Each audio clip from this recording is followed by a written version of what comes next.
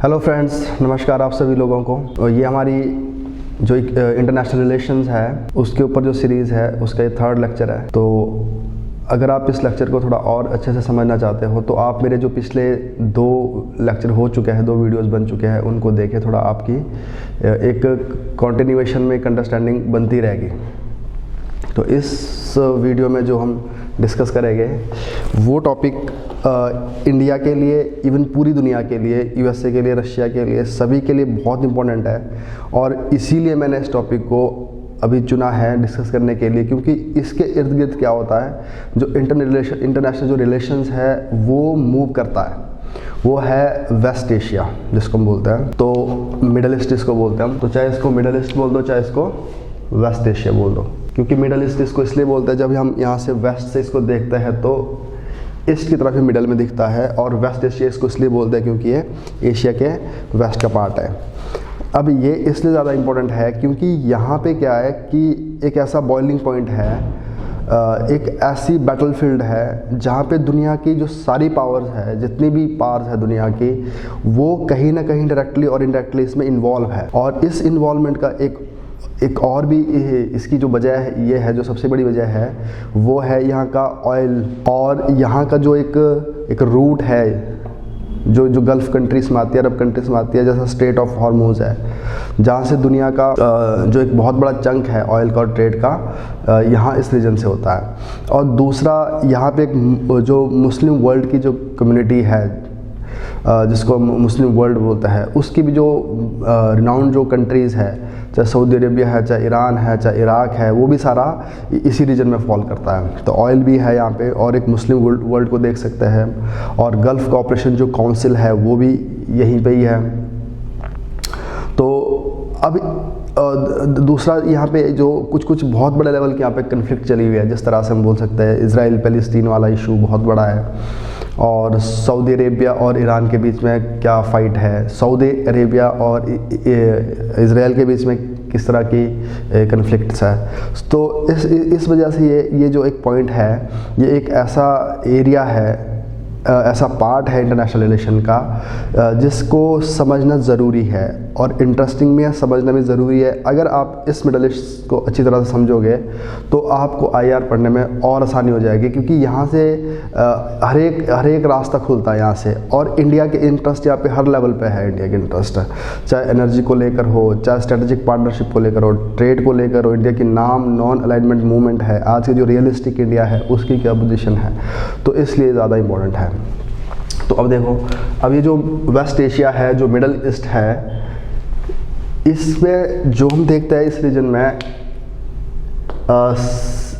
करीब 7 कंट्री है यहाँ पे मिडल ईस्ट में, जिसमें सारी कंट्री आती है। इराक आता है, सीरिया आता है, बहरीन आता है ना, तो ये इस तरह से है। और UAE आता है।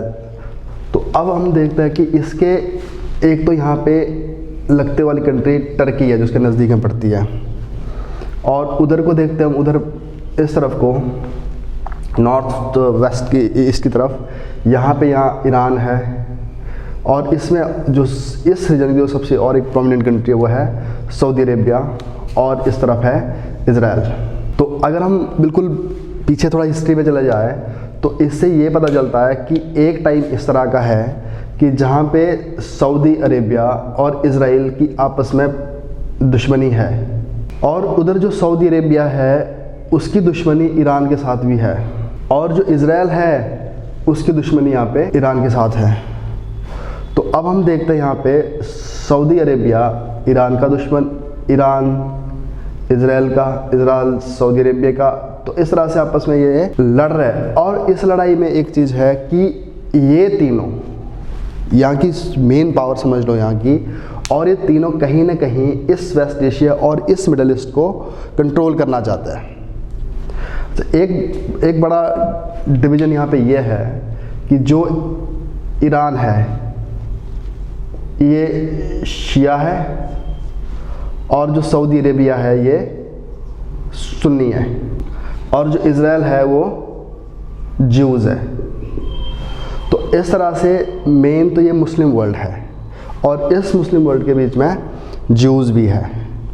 अब ये मुस्लिम वर्ल्ड को वैसे तो हम देखते हैं कि एक मुस्लिम दुनिया है, बट इस मुस्लिम दुनिया के अंदर अपनी इनकी खुद की फ़ाइट है। जो सबसे बड़ा जो इनके बीच लड़ाई का जो ग्रुप है, जो एक आइडियोलॉजी है इनकी, जो ये पुरानी वाली, ये शिया और सुन्नी के बीच में है। और अब जो सुन्नी है यहाँ पे, ये भी कई बार थोड़े एक्सट्रीमिस्ट टाइप हो जाते हैं। तो यहाँ पे एक वहाबी मूवमेंट है जो डायरेक्टली जिसका लिंक है, जो सऊदी अरेबिया की जो रॉयल फैमिली है उसके साथ इसका डायरेक्ट लिंक है। तो कहीं ना कहीं ये वहाबी मूवमेंट भी एक एक्सट्रीमिज़म को सपोर्ट कर जाती है कई बार। तो और दूसरी तरफ अगर हम ईरान देखते हैं, ईरान भी एक्सट्रीमिज़म को कहीं ना कहीं सपोर्ट करता है, जो शिया एक्सट्रीमिज़म की अगर बात करें। तो अब यहाँ पे क्या है, एक चीज़ और यहाँ पे देखने वाली है। तो अब किस तरह से ईरान यहाँ पे अपनी प्रेजेंस दिखाना चाहता है। तो अगर यहाँ देखेंगे हम, कुछ इस तरह के है जैसे यमन। अब यमन में भी कुछ ग्रुप ऐसा है जो शिया वाला है। तो अब यहाँ पे एक हूती ट्राइब है जो यहाँ पे गवर्नमेंट से लड़ रहा है। तो इस तरह से इसी रीजन में अल शबाब करके एक ग्रुप है, वो भी यहाँ पे लड़ रहा है। और अगर इस वेस्ट एशिया में देखोगे, पैलेस्टीन में हमास और लेबनान में हिजबुल्लाह। तो ये सारे इस तरह के छोटे छोटे ग्रुप्स हैं जो अपने पॉलिटिकल इंटरेस्ट के लिए और अपनी बात सरकार से बनवाने के लिए कोई इस तरह के टेररिस्ट एक्टिविटी जैसी कामों में इन्वॉल्व हो जाते हैं, और उनके पीछे कहीं ना कहीं ईरान में उनको सपोर्ट करता होता है। तो इस तरह से एक ऐसी ग्राउंड है जहाँ पे कहीं ना कहीं हर एक इन्वॉल्व है किसी न किसी तरह से। और अगर हम टर्की को देखें तो टर्की को मैं भी थोड़ा बाहर रखेंगे। टर्की अपने आप में एक सेकुलर कंट्री है, तो इसका हम अभी इतना जिक्र नहीं करेंगे इसमें, तो अभी हम इसको इतने में देखते हैं। तो अब हम जो शुरुआत कर रहे हैं, थोड़ी हिस्ट्री के साथ करने की कोशिश करेंगे हम इसको, क्योंकि ये तभी अंडरस्टैंड होगा आपको, तभी आप समझ पाओगे उसको जब इसकी थोड़ी बैकग्राउंड जानोगे। क्योंकि करंट में बैकग्राउंड जानना ज़रूरी है, अदरवाइज़ करंट समझ नहीं आएगा। हालांकि जो क्वेश्चंस है जो ज़्यादातर वो करंट पे बन सकता है। जैसे मान लो अगर मैं थोड़ा यहाँ पे साइड में लिख लूँ कि क्वेश्चन में किस तरह से बन सकता है। एक तो क्वेश्चन इंडिया के कंटेक्स्ट में बन सकता है कि इंडिया के, जैसे आज से 1-2 साल पहले क्वेश्चन आया था कि इंडिया के इजराइल के साथ किस तरह के रिलेशंस है। और कई बार क्वेश्चन आ सकता है कि जो ये मिडल ईस्ट है यहाँ पे क्या क्या कन्फ्लिक्ट चल रहा है। तो इंडिया के कंटेक्स्ट में आ सकता है। अब इंडिया का रिलेशन या तो इजराइल के साथ क्या है, या सऊदी अरेबिया के साथ किस तरह का है, या ईरान के साथ किस तरह से है।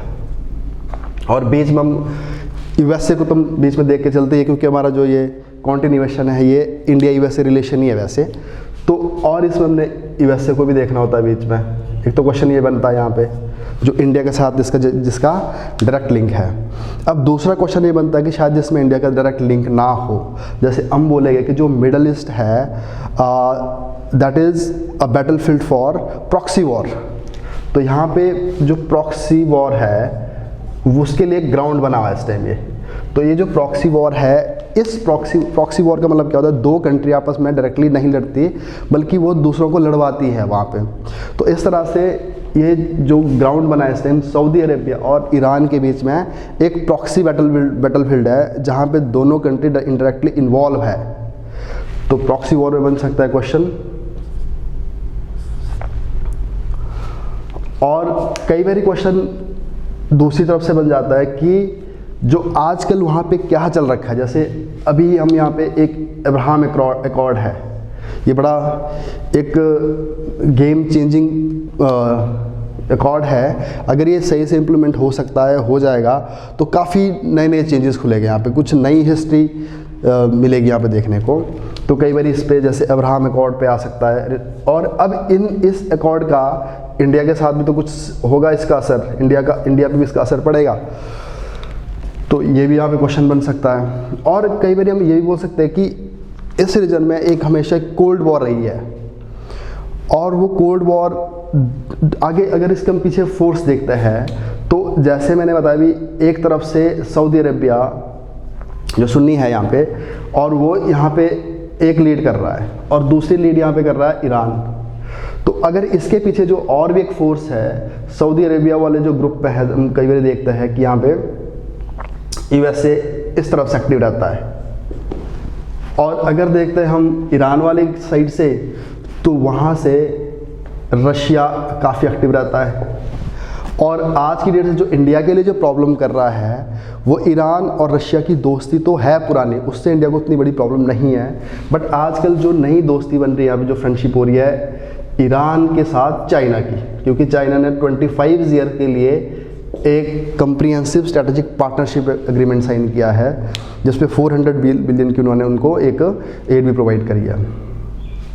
तो इस तरह से तो हम बोल सकते हैं कि ये एक ऐसी जगह है जहाँ पे एक लगातार एक कोल्ड वॉर वाली सिचुएशन बनी रहती है उन कंट्री में जो बाहर से इसको ऑपरेट कर रही है, चाहे एक तरफ से रशिया है, एक तरफ से यूएसए है, और साथ ही साथ जहाँ से रशिया है वहाँ से चाइना भी आ रहा है।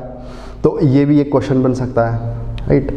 तो कई बार क्वेश्चन आता है कि इस रीजन की क्या स्ट्रेटेजिक इंपॉर्टेंस है, क्योंकि स्ट्रेटेजिक इंपॉर्टेंस यहाँ पे है, क्योंकि जैसे स्टेट ऑफ हॉर्मुज है, इकोनॉमिकली तो इंपॉर्टेंट है वो, तो स्ट्रेटेजिकली इसको काफ़ी हद तक कंट्रोल ईरान करता है, जिसको हम आगे जाके बोल सकते हैं कि जो ऑयल है या ऑयल का रूट है उसको एज ए वेपन भी यूज़ किया जा रहा है।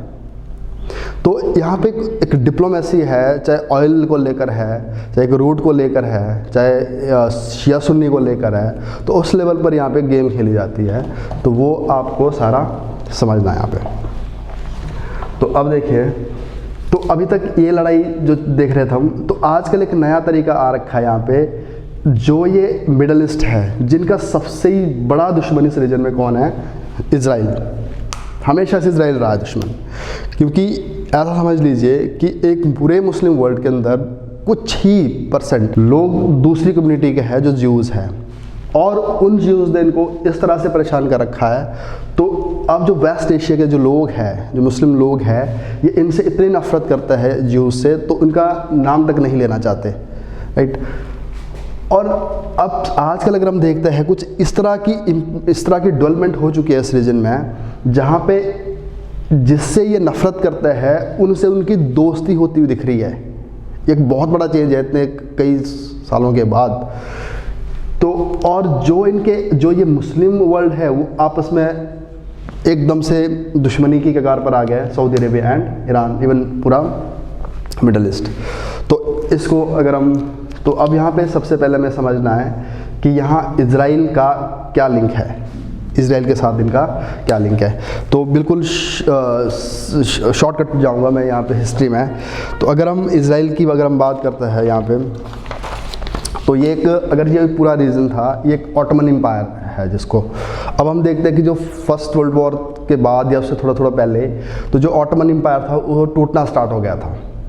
और ब्रिटिशर्स के एफर्ट से 1915 तक ही, जब वर्ल्ड वॉर फर्स्ट चली रही थी, बीच में ही ब्रिटिशर्स ने ऑटोमन एम्पायर से जो टूटना स्टार्ट हुआ, तो वहाँ से अरब वर्ल्ड के लिए, अरब लोगों के लिए अलग से कंट्री बनाने की बात कर दी।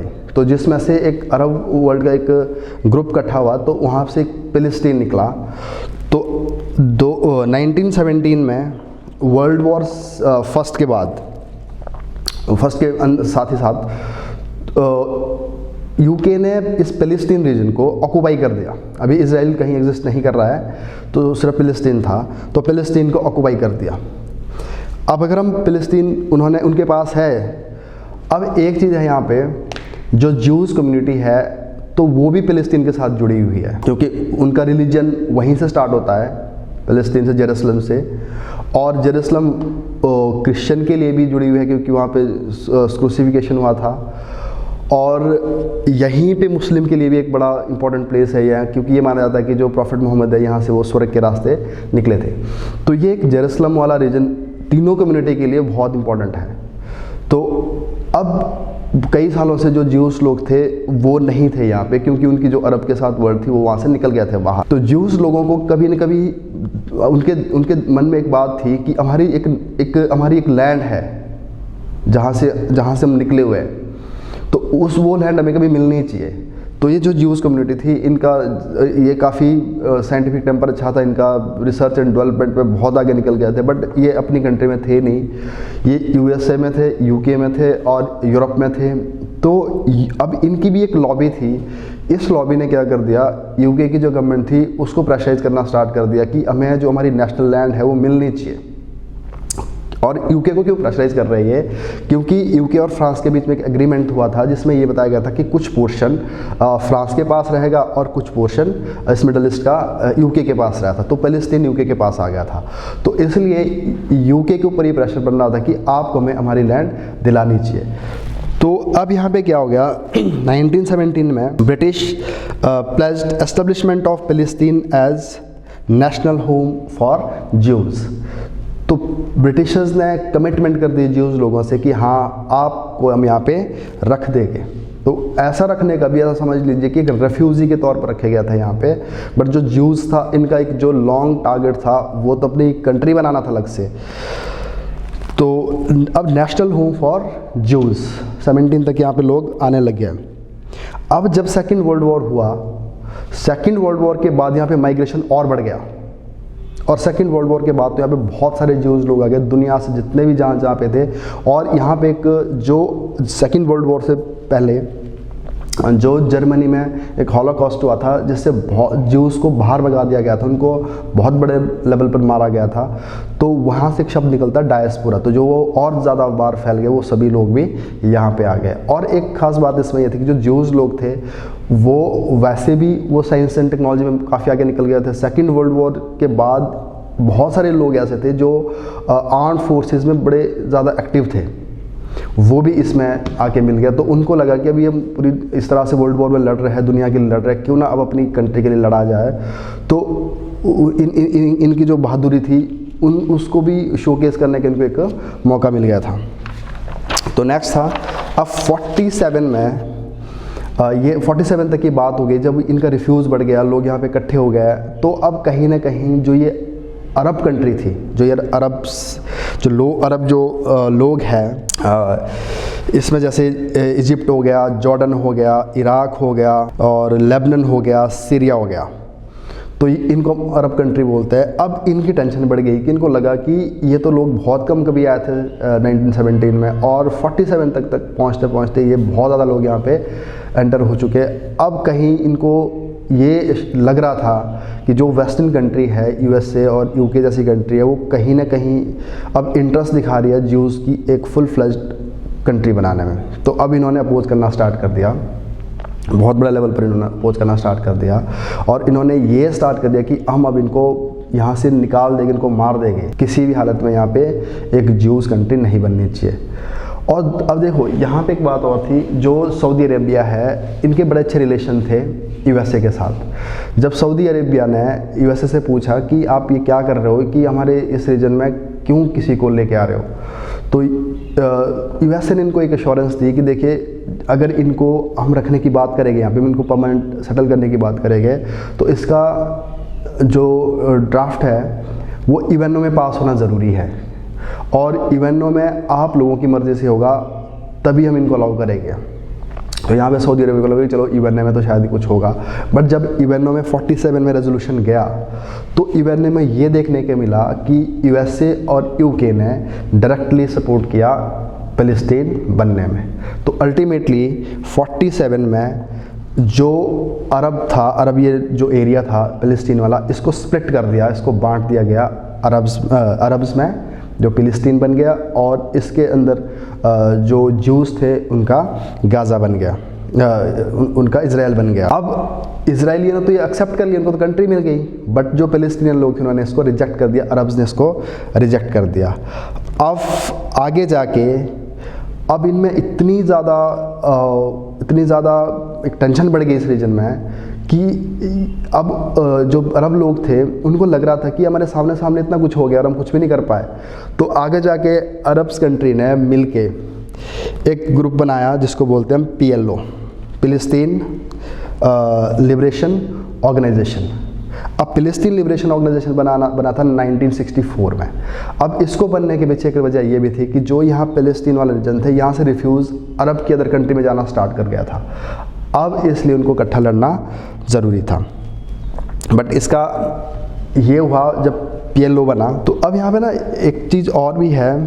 तो एक जो मुस्लिम वर्ल्ड है, तो उनको सबसे बड़ी थ्रेट इस टाइम अब ज्यूज़ है, और साथ साथ वेस्टर्न वर्ल्ड दिखना स्टार्ट हो गया था, US एंड UK। और दूसरी चीज़ ये कि जो सऊदी अरेबिया है, सऊदी अरेबिया में अभी किंग है, यहाँ पे किंग रूल कर रहा है।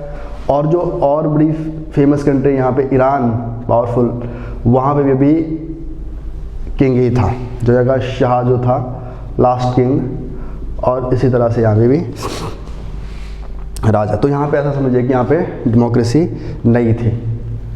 तो अब ये एक ऐसी मूवमेंट स्टार्ट हो गई कि अरब वर्ल्ड के अंदर, कि जिनको कहीं ना कहीं यहाँ डेमोक्रेसी भी लानी है दोनों बड़ी स्टेट में, अपनी स्टेट के अंदर, और साथ ही साथ ज्यूज़ को भी बाहर करना है। तो अब इधर से ही अब मूवमेंट स्टार्ट हो जाती है। जैसे इनका जो मेन एरिया था वो सीरिया हो गया, लेबनान हो गया, यहाँ पे इनकी एक्टिविटीज़ बढ़ गई थी PLO की। और 1967 में इन सभी कंट्री ने, अरब कंट्री ने ये डिसाइड कर लिया कि अब हमें एक बड़ा अटैक करना है ज्यूज़ के ऊपर, और उनको हमेशा के लिए यहाँ से वैनिश कर देना है। तो 1967 की ये 6 डे वॉर, जिसको बहुत फेमस वॉर है हिस्ट्री में, और इस 6 डे वॉर में ये हुआ कि जितनी भी अरब कंट्री थी सब की सब हार गई इतने कम ज्यूज़ लोगों से। और वो हार के पीछे ये जो सबसे बड़ी वजह थी कि ज्यूज़ खुद भी काफ़ी इनके पास टेक्नोलॉजी भी थी, और इनके पास अच्छे लड़ने वाले लोग भी थे, और सबसे इम्पोर्टेंट चीज़ थी, इनको USA एंड UK से एक डायरेक्ट सपोर्ट थी, इसलिए ये जीत गए। अब जहाँ तो अरब इनको बाहर करना चाहते थे, या ये उल्टा हो गया कि जो अरब कंट्री थी उनका एरिया ही ज्यूज़ लोगों ने ऑक्यूपाई कर दिया। और ऑक्यूपाई करने के बाद नतीजा ये निकला,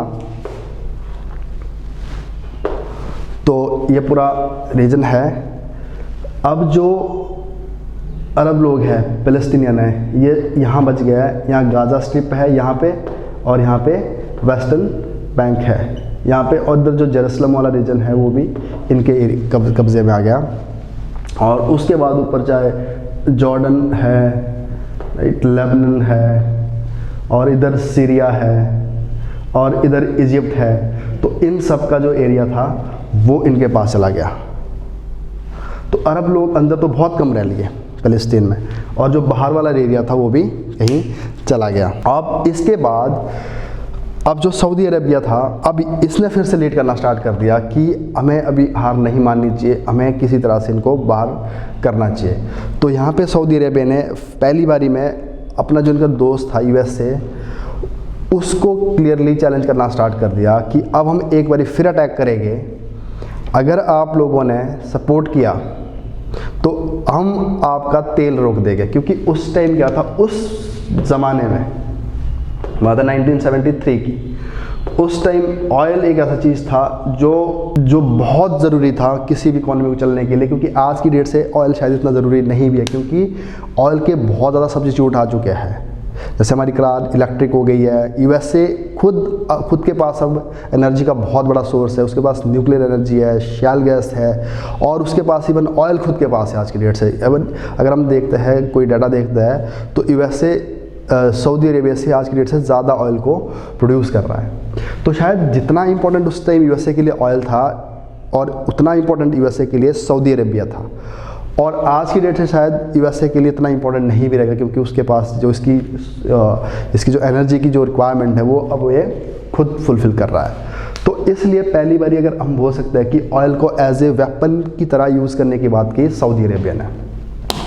तो सऊदी अरेबिया ने बाकी सभी कंट्री से, ये जो भी अरब कंट्री थी, सभी से ये बात कर ली कि हम एक और अटैक करने वाले हैं इजराइल के ऊपर। जो भी कंट्री किसी भी तरह की सपोर्ट करेगी इजराइल को, तो हम उसके साथ उसको तेल देना बंद कर देंगे, और ऑयल को एक वेपन की तरह यूज़ कर दिया जाएगा। तो अल्टीमेटली ये हुआ 73 में फिर एक वॉर हुई, उसमें भी यही हुआ कि यूएसए जैसी कंट्री ने डायरेक्ट फिर से सपोर्ट कर दिया। और यहाँ पे पहली बारी में यूएसए के अगेंस्ट एक एम्बार्गो, एक कंप्लीट बैन लग गया कि हम इसको ऑयल नहीं देंगे। तो उस टाइम जो इनका यूएसए का फॉरेन सेक्रेटरी था हेनरी किसिंगर, उसने कुछ इस तरह से यहाँ पे बातचीत की, इस तरह से डिप्लोमेटिक लेवल पर यहाँ पे इनको इन्वॉल्व किया टॉक में, तो 74 तक ये एम्बार्गो हट गया और इकॉनमी फिर से स्टार्ट हो गई। बट इसमें एक बात ये हुई 73 में ये बात हुई कि जो फ़िलिस्तीन है यहाँ पे एक इंटरिम गवर्नमेंट को अलाउ किया जाएगा, यहाँ पे गवर्नमेंट बनाई जाएगी, बट इसको एक कंट्री नहीं अभी एक्सेप्ट किया गया। और बाद में 93 में एक और एग्रीमेंट हुआ, ओस्लो एग्रीमेंट। और ओस्लो एग्रीमेंट में अब इसको जो साइन करने वाला था फ़िलिस्तीन लिबरेशन ऑर्गेनाइजेशन और इजराइल, और बीच में इसमें यूएसए भी इन्वॉल्व था। उसमें 2 नेशन सोल्यूशन की बात की गई कि इस रीजन में शांति तभी आएगी जब यहाँ पे 2 नेशन बनेंगे, 2 नेशन सोल्यूशन आएगा कि जो एक अरब लोगों को, मुस्लिम लोगों का होगा और एक ज्यूज़ का होगा। अब यहाँ पे ये हुआ, ये एग्रीमेंट साइन हुआ, तो बल्कि उस टाइम जो दोनों कंट्री के यहाँ पे जो पीस लाने में, जो इस एग्रीमेंट को साइन करने में आगे आए थे, जिन्होंने इसको इफेक्टिवली इम्प्लीमेंट करने की कोशिश भी की और साइन भी हुआ, उनको उस टाइम नोबेल प्राइज़ भी मिला था पीस के लिए। तो इतनी बड़ी डेवलपमेंट हो गई थी दुनिया में। बट था क्या दिक्कत कि जो भी यहाँ पे कुछ एक्सट्रीमिस्ट थे, अब जो फ़िलिस्तीनियन एक्सट्रीमिस्ट थे, उनको जो PLO था उसकी बात अच्छी नहीं लगी। उनको लगा कि जिसके लिए हमें लड़ना चाहिए था और आप जाके नॉर्मल होकर वहाँ पे साइन कर रहे हो। और उसी तरह से जो ज्यूज़ थे, उन्होंने भी अपनी लीडरशिप के ऊपर ये इल्ज़ाम लगा दिया कि आपको इस तरह से पीसफुल एग्रीमेंट नहीं करना चाहिए था। तो दोनों से एक्सट्रीमिज्म निकला और फाइनली हुआ कि इन्होंने जो बड़ी जो उसमें इन्वॉल्व थे लीडर्स, उनको असैसिनेट करना स्टार्ट कर दिया था। इवन इजराइल का PM को असैसिनेट कर दिया गया। तो अब यहाँ पे इजराइल में उसी दौरान, क्योंकि कुछ लोगों को शक हो गया अब किसके ऊपर, PLO के ऊपर, कि ये हमें अच्छी तरह से लीड नहीं कर पाएगी क्योंकि इसने ज्यूज़ के साथ रिलेशन नॉर्मल करने स्टार्ट कर लिया है। तो यहाँ से ग्रुप निकलता है आगे जाके, जो अभी भी बड़ा फेमस है वहाँ पे, वो है हमास। अब जो हमास है वो एक एक्सट्रीमिस्ट ग्रुप है, समझ लिए एक टेररिस्ट टाइप ग्रुप है, जिनका विश्वास बातचीत में नहीं है, जिनका विश्वास सिर्फ ये है कि हमें लड़के अपना एरिया वापस लेना है और ज्यूज़ को बाहर करना है। तो इस टाइम आप देखिए फ़िलिस्तीन में एक 2 पावर है यहाँ पे। अब जो हमास है वो गाज़ा स्ट्रिप में काम कर रहा है और बाकी जो इनकी जो और गवर्नमेंट है वो यहाँ पे वेस्टर्न बैंक में है। तो हमास यहाँ से निकल जाता है। और उसी तरह से लेबनान में एक ग्रुप और था जिनको भी लगता था कि हाँ, इस तरह से मैं इन्वॉल्व रहना चाहिए एक्टिविटीज़ में, और वो रहा है यहाँ पे हिजबुल्लाह। हिजबुल जो ग्रुप है वो भी यहीं पे ही है। तो अब देखिए, अब आज की डेट से अगर हम देखते हैं तो ये हमास हो गया, ये हिजबुल हो गया, इधर यमन में हुती ग्रुप हो गया, ये कहीं ना कहीं ये इनको जो सपोर्ट मिलती है वो ईरान से मिलती होती है। तो अब यहाँ पे पीस लाने की कोशिश की गई थी जो ओस्लो एग्रीमेंट है 1993 में, और इसमें फिर से इनको अभी इंटरिम गवर्नमेंट को एक्सेप्ट किया है। तो अभी तक ये बोल सकते हैं कि हम जो फ़िलिस्तीन को UN की लिस्ट में एज ए कंट्री एक्सेप्ट नहीं किया गया आज तक। हाँ, बल्कि इतना कि 2011 में यूनेस्को ने, जो UN की एक स्पेशल एजेंसी है यूनेस्को, उसने फ़िलिस्तीन को रिकॉग्नाइज़ किया एज ए कंट्री। पर इसका भी ये नतीजा निकला है कि यूनेस्को की मेंबरशिप ही छोड़ दी है इजराइल ने और USA ने इस बात से, राइट। तो अब ये एक कन्फ्लिक्ट है, चाहे इस कन्फ्लिक्ट को आप समझिए इजराइल एंड फ़िलिस्तीन, और या तो ये कन्फ्लिक्ट बनेगी इजराइल एंड अरब कंट्रीज़। तो इस तरह से अभी फ़िलिस्तीन यहाँ पे गाज़ा में है, वेस्टर्न बैंक में, और बाकी इजराइल है, राइट। और यहाँ पे इजराइल ने क्या कर दिया, बाद में कुछ एरिया वेस्टर्न बैंक में ऑक्यूपाई कर दिया, जिसको ऑक्यूपाइड एरिया बोलते हैं। यहाँ पे अपनी सेटलमेंट करनी स्टार्ट कर दिया है और यहाँ पे हमेशा लड़ाई वाला एक माहौल रहता है। तो इस तरह से यहाँ पे इजराइल को जो सपोर्ट है USA और UK के साथ मिलके, तो वो जो हमारी इंटरनेशनल एजेंसीज़ हैं वो भी कई बार इजराइल के अगेंस्ट डिसीजन देती है, बट इजराइल उनको नहीं मानता। तो अपनी वहाँ पे उसकी एक इस तरह की पकड़ बनी हुई है इस रीजन के ऊपर। तो अभी हमने यहाँ पे ये देखा है, तो इजराइल इस वर्ल्ड का, इजराइल, सऊदी अरेबिया और अरब वर्ल्ड का क्या रिलेशन है, जो हिस्ट्री है इसकी। और अब नेक्स्ट है सऊदी अरेबिया और ईरान में, इनमें क्या रिलेशन है आपस में। अब जो सऊदी अरेबिया है, अब जैसे मैंने पहले बताया ये सुन्नी है और जो ईरान है वो शिया है। यहाँ पे वहाबी मूवमेंट है और अपने जो शिया एक्सट्रीमिज़म है उसको सपोर्ट करता है। अब 1979 में एक रेवोल्यूशन आया था ईरान में जिसको इस्लामिक रेवोल्यूशन बोलते हैं, इस्लामिक रेवोल्यूशन।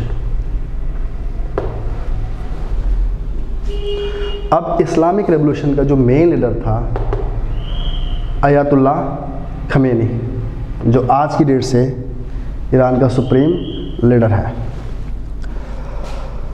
अब अयातुल्ला खमेनी और ईरान में जो अभी गवर्नमेंट है, अयातुल्ला खमेनी के रेवोल्यूशन से पहले जो शाह की यहाँ पे गवर्नमेंट थी, जो शाह एक डायनेस्टी समझ लीजिए, उसकी गवर्नमेंट थी, जिसका जो उस टाइम लास्ट राजा था रज़ा पहलवी। तो यहाँ पे भी ऐसा समझ लिया एक राजा है सऊदी अरेबिया में, ईरान में, और उसी तरह से सऊदी अरेबिया में भी अभी कौन है, रॉयल फैमिली ही यहाँ पे रूल कर रही है।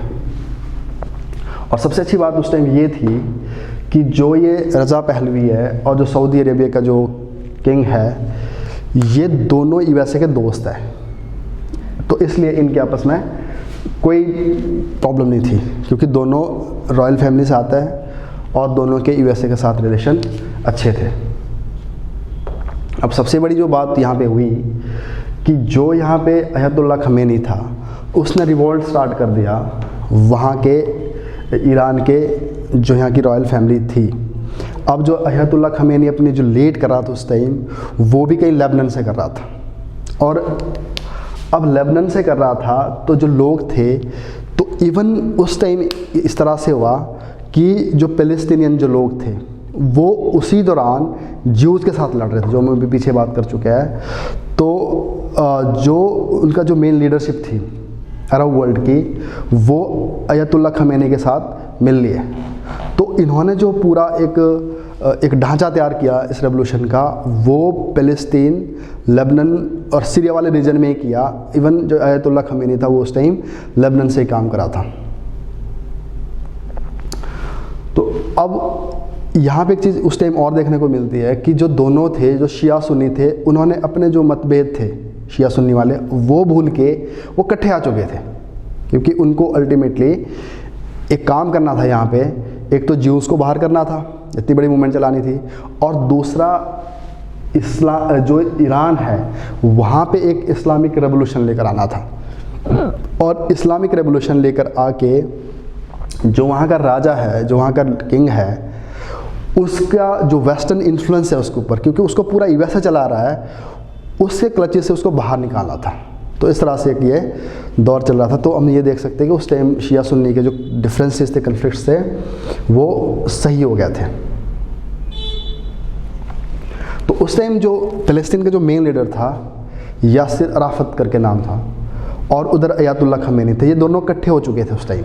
तो इनका ये टारगेट था कि पहले हम रेवोल्यूशन लाएंगे यहाँ पे ईरान में, और उसके बाद हम ज्यूज़ के साथ लड़ेंगे, और उसके बाद हम कोशिश करेंगे कि इसी तरह का रेवोल्यूशन कहाँ पे लेके आएंगे, सऊदी अरेबिया में। तो सऊदी अरेबिया की जो वहाँ की इतनी फेमस अभी तक की टिकी हुई रॉयल फैमिली है, उसको भी एक खतरा आ गया एक। तो अब यूएसए इसको तो नहीं बचा पाया, यहाँ तो रेवोल्यूशन आ गया, अब इसको वो बचाएगा। अब जैसे रेवोल्यूशन आता है तो यहाँ से जो यहाँ का रज़ा पहलवी था, वो उसको यहाँ से निकलना पड़ा, और वो कहीं यहाँ से बाहर निकल गया। पहले वो इजिप्ट चल जाता है, फिर कहीं और चला जाता है, तो वहाँ से हमेशा हमेशा के लग गया। और जैसे लगा पता है कि यहाँ से चला गया, यहाँ का रूलर चला गया है, तो अयातुल्ला खमेनी अंदर आ गया और उसने ईरान के ऊपर कब्ज़ा कर लिया, और अपनी जो इस्लामिक जो एक इनकी गवर्नमेंट थी उसको इन्होंने बना दिया। तो इस तरह से सऊदी अरेबिया ईरान में रेवोल्यूशन सक्सेसफुल हो गया जी। अब यही डर यहाँ पे लग गया है सऊदी अरेबिया को, कहीं ऐसा रेवोल्यूशन जिस तरह से खमेनी ने यहाँ पे लाया है, कहीं इस तरह का रेवोल्यूशन अयतुल्ला खमेनी यहाँ ना प्रमोट कर दे इस तरह से।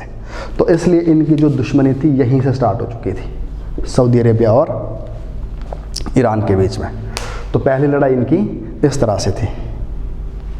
अब उसके बाद इन दोनों ने क्या कर दिया, अब दोनों ने कहीं ना कहीं इस वेस्ट एशिया को अपने कंट्रोल में करना है किसी तरह से, और इसको कंट्रोल करने के लिए दोनों ही प्रॉक्सी वॉर में इन्वॉल्व हो जाते हैं।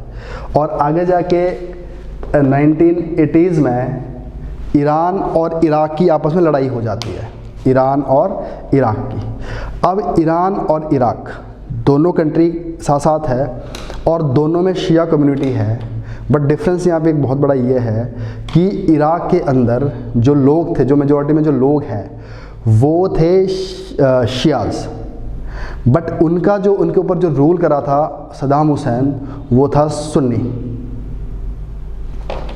देखिए ईरान में लोग भी सुन्नी, लोग भी शिया, और उनका जो रूलर था वो भी शिया।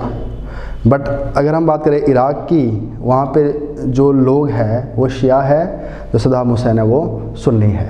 तो इस तरह से इस लड़ाई में कहीं ना कहीं सऊदी अरेबिया ने इराक को भी सपोर्ट करने की कोशिश की थी अगेंस्ट ईरान। तो यहाँ पे भी इनकी लड़ाई थोड़ी और बढ़ गई है।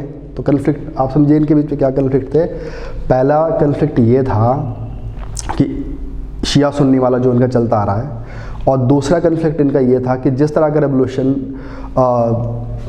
एक रॉयल फैमिली के अगेंस्ट ईरान में आया था, वैसा रेवोल्यूशन यहाँ नहीं आना चाहिए। तो खमेनी रॉयल फैमिली की अगेंस्ट था, वो लोगों की डेमोक्रेसी की बात करता है, इस तरह से बात करता है, भले ही वो कहीं ना कहीं इस्लाम जो शरिया लॉ है उसके साथ जुड़ी हो।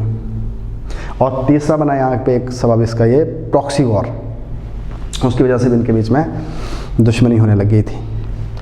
और अब आगे जाके दोनों ने क्या कर दिया, अपने जो एक्सट्रीमिस्ट ग्रुप थे उनको सपोर्ट करना स्टार्ट कर दिया, जिससे इसकी डायरेक्ट आपस में दुश्मनी दिखती है। जैसे मैंने बताया पहले ही कि जो सऊदी अरेबिया है वो बहावी को सपोर्ट करता है और उनका रॉयल फैमिली के साथ उसका लिंक है, और उसी तरह से जो ईरान है वो यहाँ पे सपोर्ट करता है, हमास हो गया, लेबनान और हिजबुल हो गया, और जो हुती ट्राइब है जो भी रिसेंटली आजकल एक साल पहले या 8-9 महीने पहले न्यूज़ में था, तो उनको सपोर्ट करता है। तो एक कन्फ्लिक्ट बन गया कि आपस में इन एक्सट्रीमिस्ट ग्रुप के द्वारा, जिसको हम प्रॉक्सी वॉर बोलते हैं, और भी कुछ दूसरे जो नॉन स्टेट एक्टर है उनको साथ लेके ये इस तरह की एक्टिविटीज़ करता है। और एक लड़ाई का वजह इनकी ये है कि ये जो रीजन है ये ऑयल के लिए बड़ा फेमस है।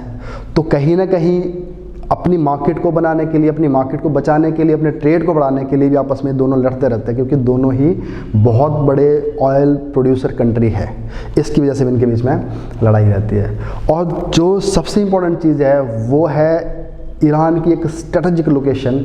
यहाँ पे एक स्टेट ऑफ हॉर्मुज आता है। जैसे अगर हम देखते हैं यहाँ पे ये इराक है, ये ईरान है, और यहाँ पे गल्फ़ है, और इधर सारी कंट्री कुवैत हमास पड़ती है। और अब इस रीजन में एक स्टेट है जिसको बोलता है state of Hormuz, state of Hormuz. अब जो स्टेट ऑफ हॉर्मुज है, जितने भी गल्फ कंट्री से शिप आते हैं तेल के लेके, वो सभी को स्टेट ऑफ हॉर्मुज से गुजरना पड़ता है। और इस स्टेट ऑफ हॉर्मुज को कंट्रोल कौन करता है? हमेशा ईरान। तो इसलिए भी इनके आपस में लड़ाई रहती है। तो अगर हम अल्टीमेटली देखते हैं तो इनको इस रीजन को अब आज की डेट से अपनी एक प्रेजेंस बनाने की, एक इस रीजन की सुपर पावर बनने की एक इनकी दोनों की होड़ चली हुई है, सऊदी अरेबिया और ईरान की। तो अब ये रिलेशन इनके बीच में है और ये अभी भी इसी कन्फ्लिक्ट में है। तो ये सारी चीज़ अभी भी जिंदा है, चाहे शिया सुन्नी की बात करें, चाहे प्रॉक्सी वॉर की बात करें, और चाहे ऑयल की मार्केट की बात करें, और चाहे हॉर्मुज की बात करें, ये सारी चीज़ें आज भी इसी तरह से दिखती है यहाँ पे। और इसके ऊपर एक जो सबसे बड़ी चीज़ है जो इसको और बाहर से रेगुलेट करती है, सऊदी अरेबिया को सपोर्ट मिलती है अभी भी यूएसए की तरफ से, और ईरान को मिलती है अभी सपोर्ट कहाँ से? रशिया, और अब तो इसमें आ गया है चाइना। तो अभी जैसे इसका एक एग्जांपल अभी बड़ा लेटेस्ट है, जो यमन में हुआ था, जो वहाँ की गवर्नमेंट थी उसको सपोर्ट कर रहा है यहाँ पे सऊदी अरेबिया, जो हूती ट्राइब है उसको सपोर्ट कर रहा था ईरान। ये इनके वेपन जब इन्होंने चलाए आपस में दोनों, जब सिविल वॉर चल रही थी, एक ही कंट्री के अंदर जो रेबल्स थे जो हूती है, उनके पास जो हथियार दिखे गए वो दिखे गए ईरान के, और जो वहाँ की गवर्नमेंट है उसके पास हथियार दिखे गया सऊदी अरेबिया के। और इससे बड़ी बात ये थी, जो सऊदी अरेबिया के पास खुद के पास भी नहीं हथियार थे, वो आए थे यूएसए से, और जो ईरान के पास हथियार नहीं थे वो आए थे कहाँ से, रशिया से। तो इस तरह से कितनी लंबी चेन बन गई कि और अल्टीमेटली लड़ कौन रहा है और उसको पीछे से कौन रेगुलेट कर रहा है। तो ये सारी चीज़ें अभी इनके बीच में इस तरह से है। तो अब हमने ये देखा कि ईरान और सऊदी अरेबिया में क्या चला हुआ, क्या इनकी दुश्मनी है और क्या यहाँ की और प्रॉब्लम, उसका देखा हमने अरब एंड इजराइल।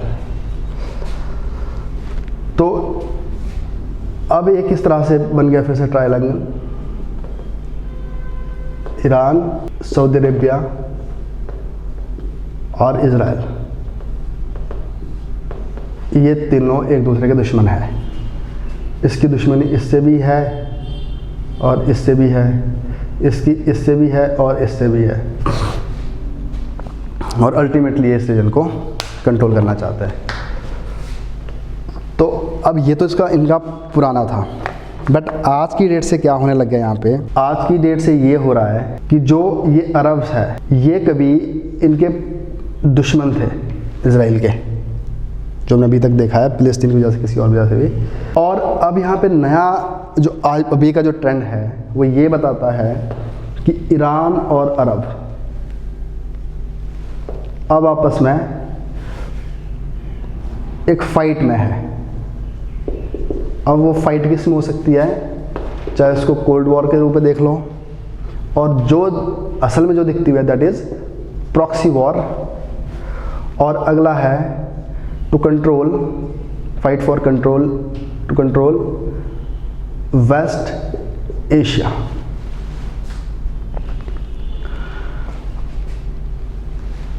ये इनकी लड़ाई दिख रही है, बट अरब के बीच में, अरब का जो लीडर है सऊदी अरेबिया, और उसके और इजराइल के बीच में अब कुछ दोस्ती होती हुई दिख रही है। एक बहुत बड़ी डेवलपमेंट है। तो यहाँ से एक बात और भी चैलेंज होती है कि जो हम बोलते हैं मुस्लिम वर्ल्ड, क्या मुस्लिम वर्ल्ड सच में एक है या इकट्ठे ही है?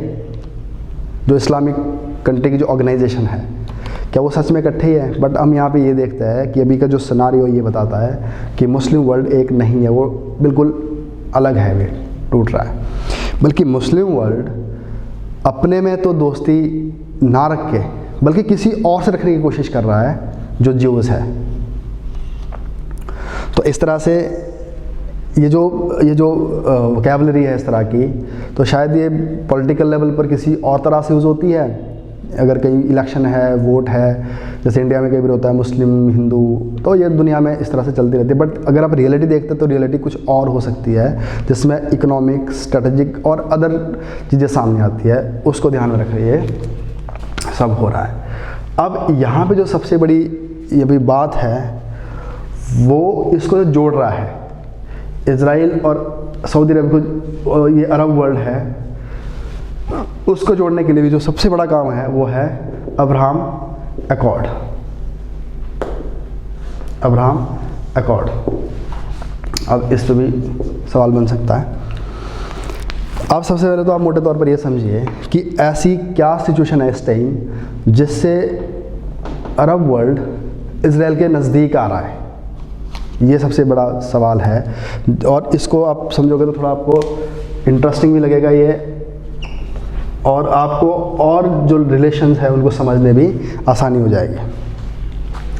तो सबसे पहले तो हम ये देखते हैं कि जो ऑयल है आज की डेट से can't be used as a weapon. अब वो क्यों ऐसा है? क्योंकि एक टाइम ऐसा था, यूएसए की जो रिलेशंस थे सऊदी अरेबिया के साथ, इसलिए यूएसए की उनकी बात मानता था क्योंकि उनके पास ऑयल है।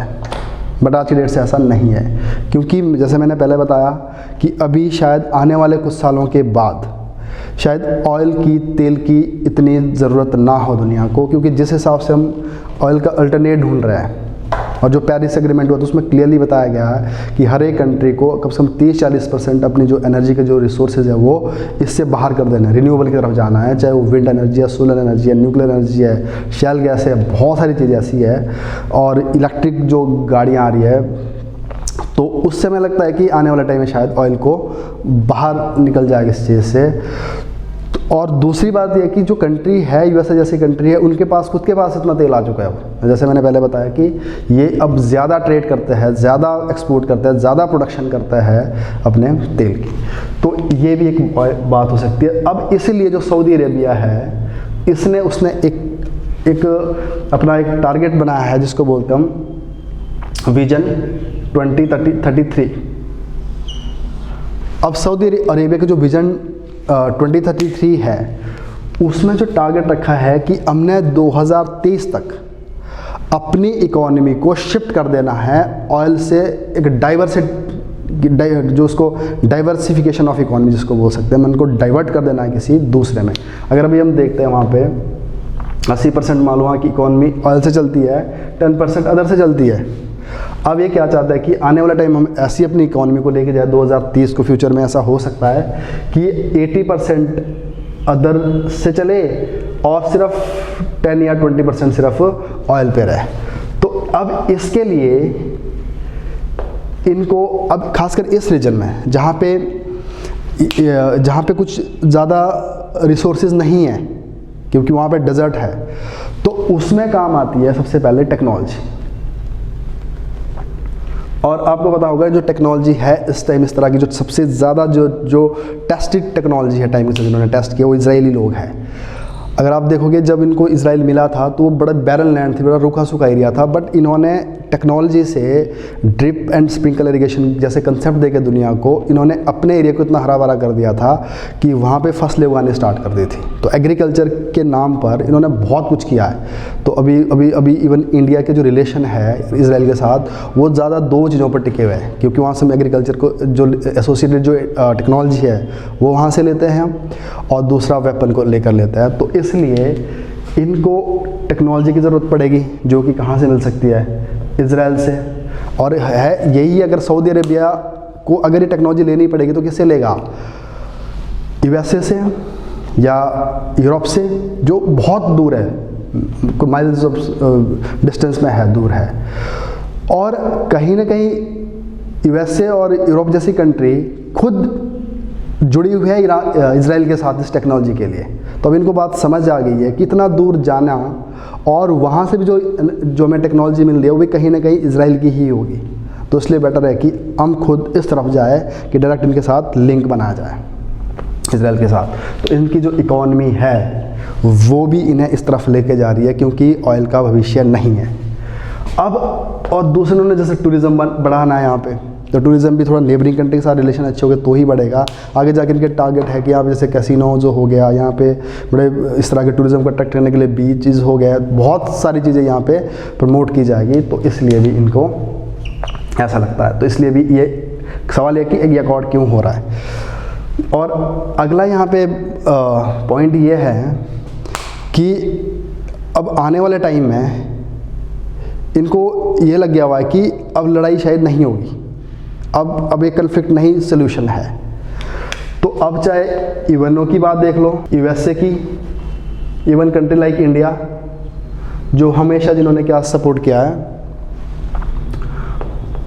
2 स्टेट सोल्यूशन, यहाँ पे 2 नेशन ही जिंदा रह गए। तो कहीं ना कहीं ये चीज़ भी काम कर रही है यहाँ पे कि अब यहाँ पे 2 स्टेट बनेंगे तो एक पीस आ जाएगी। और ये यूएन में भी जाता है, यूएसए भी जाता है, और इंडिया जैसी कंट्री भी चाहती है। तो इसलिए भी यहाँ पे, और एक चीज़ और है यहाँ पे, अभी जो ट्रम्प का यहाँ पे एक पीस रेजोल्यूशन था जिसमें अरब कंट्री के लिए उसने बहुत बड़ी फंडिंग भी दी है, यहाँ पे रोड बने जाए, इंफ्रास्ट्रक्चर डेवलपमेंट हो जाए, इस तरह से। और इवन इजराइल ने पहली बार ये इंटरेस्ट शो किया कि वो अपने जो पोर्ट्स है वो अरब कंट्री के लिए खोल देगा। तो ये भी एक वजह हो सकती है यहाँ पे। और अब जो नेक्स्ट वजह है वो सबसे बड़ी वजह यह है कि Iran as a threat in this region for Arab countries. अब ईरान के पास फिर से वही ऑयल की बात कर सकता है, स्टेट ऑफ हॉर्मुज की बात कर सकता है, और वहाँ पे प्रॉक्सी कर रहा है, और नॉन स्टेट एक्टर्स है उनको प्रमोट कर रहा है। तो इसलिए ईरान का जो दुश्मन है इस रीजन में वो इज़राइल है। तो अब इनको लगता है कि अगर हम ईरान के साथ अगर हमें स्ट्रांगली लड़ना है तो हमें इज़राइल को साथ लेकर चलना पड़ेगा। तो ईरान की और सऊदी अरेबिया की जो आपस में दुश्मनी है वो भी कहीं ना कहीं इनको लेके आ रही है इकट्ठे। तो अब एक बड़ी अटपटी सी बात है कि जो अरब लोग कभी इज़राइल के लोगों का नाम तक नहीं लेना चाहते थे, उनसे इतनी नफ़रत करते थे, और वो लोग आज की डेट से इसके नज़दीक आ रहे हैं। और जो मुस्लिम कम्युनिटी से ही आता है, भले ही थोड़ा सा डिफरेंस है कि वो शिया है, उनके साथ इनकी इतनी लड़ाई बढ़ गई है कि वो उससे दूर हो रहे हैं और इधर जा रहे हैं। तो ये इन सारी वजह से ये अकॉर्ड हो रहा है। और एक चीज़ और भी है, कुछ एक दो कंट्री ने इनके साथ पहले से इस तरह से अकॉर्ड साइन कर लिए है। जैसे सबसे पहले उन्होंने आई थिंक 1979 में इजिप्ट ने कर लिया था, उसके बाद शायद जॉर्डन ने कर लिया था। तो एक दो कंट्री ने तो ऑलरेडी इजराइल के साथ जो एम्बार्गो थी उसको तोड़ दिया था और थोड़े रिलेशन डेवलप करने स्टार्ट कर दिए थे। अभी एक बात यहाँ पे बड़ी क्लियर है कि जो सऊदी अरेबिया वो डायरेक्ट नहीं आया, क्लियरली उसने थोड़ा इस तरह की इंडिकेशन दिया। तो जो ये एग्रीमेंट हुआ है इसमें एक्चुअल में आने वाला यूएई है, जो ये अब्राहम जो एग्रीमेंट है ये यूएई है। और यूएई एक इस तरह की कंट्री है जो अपने सभी काम सऊदी अरेबिया की मर्ज़ी के अगेंस्ट नहीं करता, वो सऊदी अरेबिया के साथ ही मिलकर काम करता है। तो इस तरह से सऊदी अरेबिया ने एक समझ लीजिए एक टेस्ट करने की कोशिश की है कि देखते ज़रा इससे क्या होता है। पहले यूएई को आगे लेके गया है, धीरे धीरे उस तरफ जाना स्टार्ट कर दिया, राइट। और इवन लास्ट ईयर कतर जैसी कंट्री ने थोड़ा सा उनके साथ ईरान के साथ ट्रेड करना स्टार्ट कर दिया था, तो उन्होंने उसको अपने ग्रुप से ही बाहर कर दिया था। तो इस तरह से बहुत सारी बड़ी डेवलपमेंट हमें अल्टीमेटली ये देखती है कि ईरान के साथ रिलेशन अब ख़राब है अरब के, और इधर इजराइल के साथ इनके रिलेशन बढ़ते जा रहे हैं।